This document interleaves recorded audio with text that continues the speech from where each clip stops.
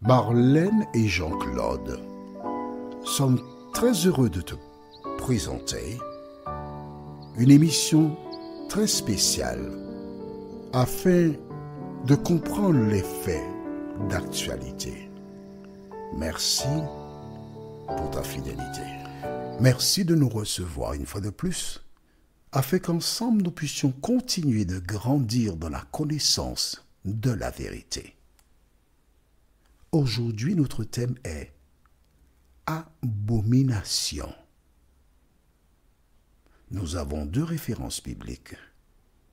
La première nous vient du livre de Matthieu, chapitre 24, au verset 15.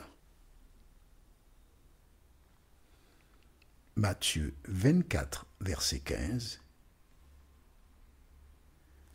Et Exode 32, versets 1 à 6.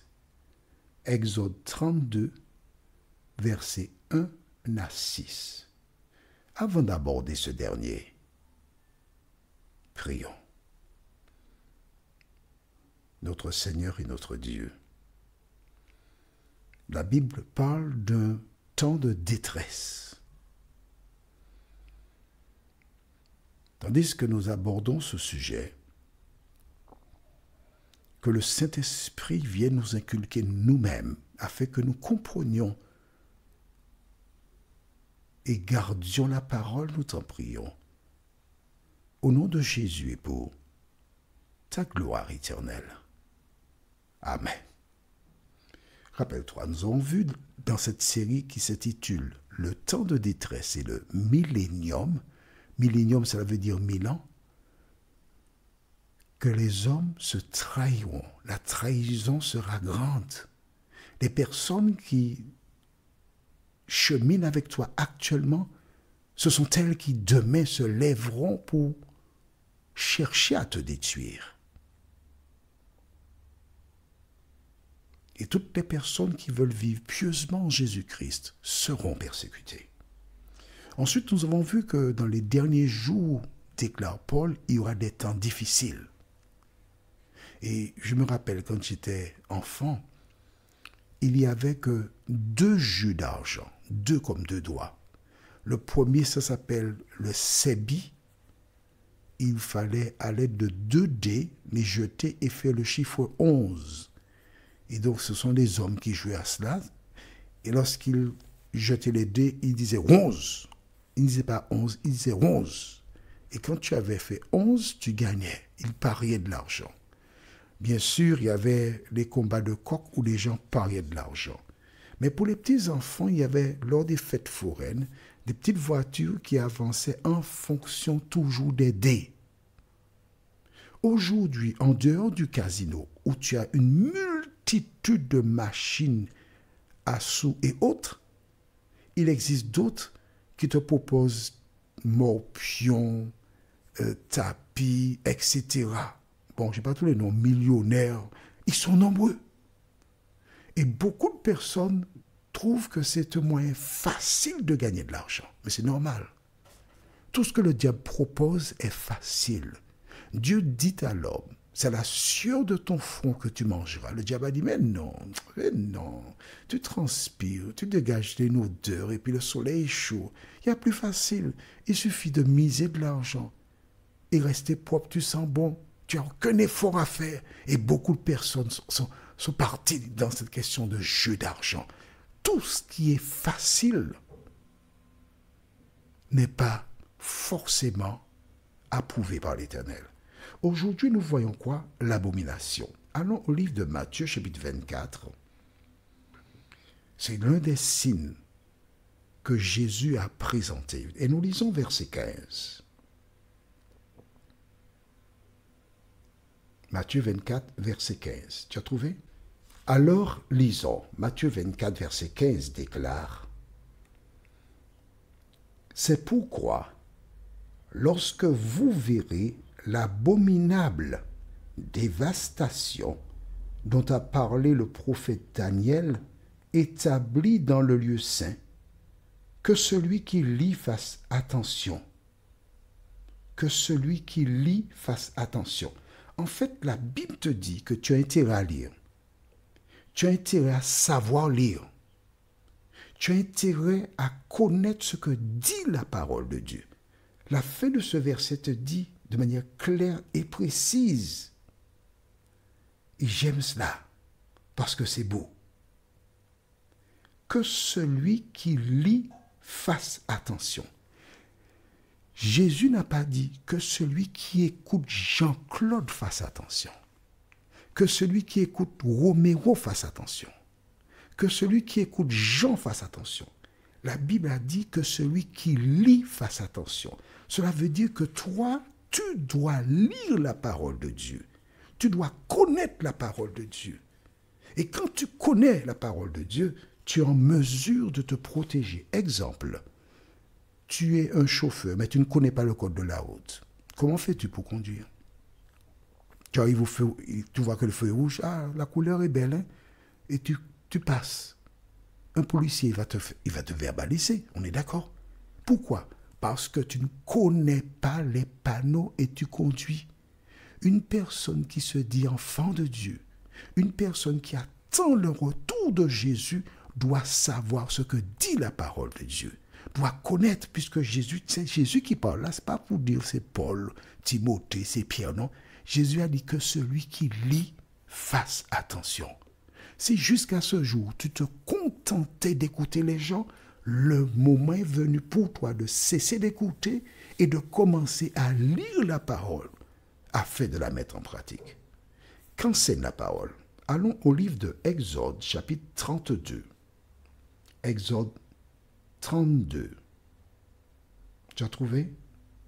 Et nous lisons les versets 1 jusqu'au verset 6. Exode 32, versets 1 à 6 déclare: Le peuple voyait que Moïse tardait à descendre de la montagne.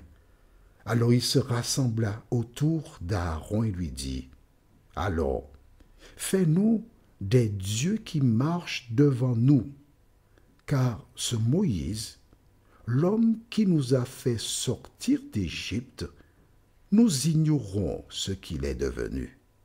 Aaron leur dit: Retirez les anneaux d'or qui pendent aux oreilles de vos femmes, de vos fils et de vos filles, et apportez-les-moi. Chacun retira les anneaux d'or qui pendaient à ses oreilles, et ils les apportèrent à Aaron. Il les reçut de leurs mains, jeta l'or dans un moule et fit un veau en métal fondu. Ils dirent alors: Israël, voici tes dieux, qui t'ont fait sortir d'Égypte. Lorsque Aaron vit cela, il construisit un autel devant lui et s'écria: Demain, il y aura une fête en l'honneur de l'Éternel. Le lendemain, ils se levèrent de bon matin et offrirent des holocaustes et des sacrifices de communion. Le peuple s'assit pour manger et pour boire, puis ils se levèrent pour s'amuser. Arrêtons-nous ici. Que s'est-il passé? Dieu a délivré Israël d'Égypte. Et Moïse est monté sur la montagne parce qu'il devait s'entretenir avec l'Éternel. La Bible déclare qu'il y passa 40 jours et 40 nuits. Et pendant que le peuple était là à attendre, ils se sont fatigués, ils n'ont pas vu Moïse, ils demandèrent à Aaron, regarde bien, c'est le peuple qui demanda à Aaron: Fais-nous un veau d'or qui marche devant nous. Vois-tu, ils ont laissé l'Égypte, mais dans leur tête, ils étaient encore en Égypte. Dans leur tête, ils n'avaient pas fait la différence entre le Créateur qui les a délivrés et les dieux d'Égypte. Fais-nous un veau, des dieux qui marchent devant nous. Oh, le veau, puisque c'est un moule, dans un moule, on a fait un veau, le veau ne marche pas. Depuis la nuit des temps, le diable s'est organisé pour inciter les gens à faire le contraire de ce que Dieu a demandé. Ils ont fait un veau, une chose matérielle, et ils déclarèrent: voici ton Dieu. Ceci est une abomination. Nous le verrons prochainement. Les enfants d'Israël, pendant leur pèlerinage vers la terre promise par Dieu, ils étaient continuellement dans un conflit. En regardant les autres, ils cherchaient à les imiter. Voilà pourquoi ils avaient des idoles. Alors que nous approchons du retour de Jésus, le peuple de l'Éternel, les personnes qui attendent le retour de Jésus, sont tentées elles aussi de regarder aux autres pour les imiter. Mais toi, qui lis la parole, Jésus te dit de faire attention, que celui qui lit fasse attention. Il faut que l'expérience du peuple d'Israël soit un exemple pour toi, parce que cela a été écrit pour notre instruction à nous qui sommes parvenus à la fin des temps.